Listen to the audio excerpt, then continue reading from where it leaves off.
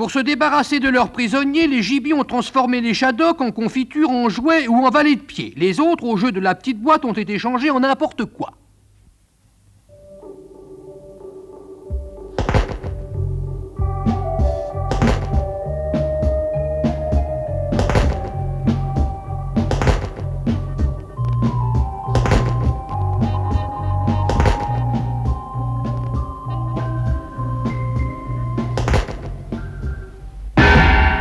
Eh bien, direz-vous, les Shadocks voulaient vivre sur la Terre, ils ont ce qu'ils voulaient.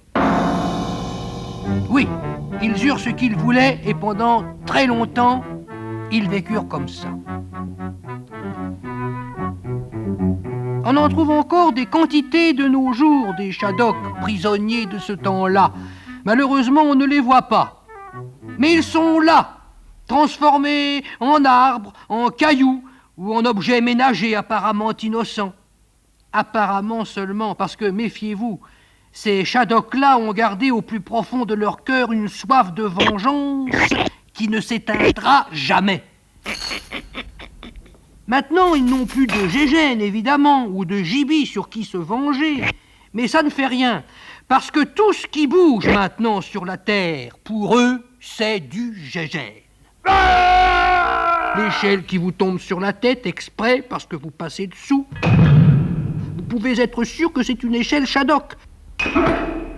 Le caillou qui dépasse. Le bec de gaz qu'on n'a pas vu. Tout ça aussi, c'est les Shadocks. Et quand vous roulez en auto à une allure normale et que tout d'un coup, sans prévenir, un platane vous coupe la route, c'est pas par hasard, c'est un platane Shadok qui l'a fait exprès. La Terre, donc, en était pleine, mais la Lune, elle, en était vide, ou presque.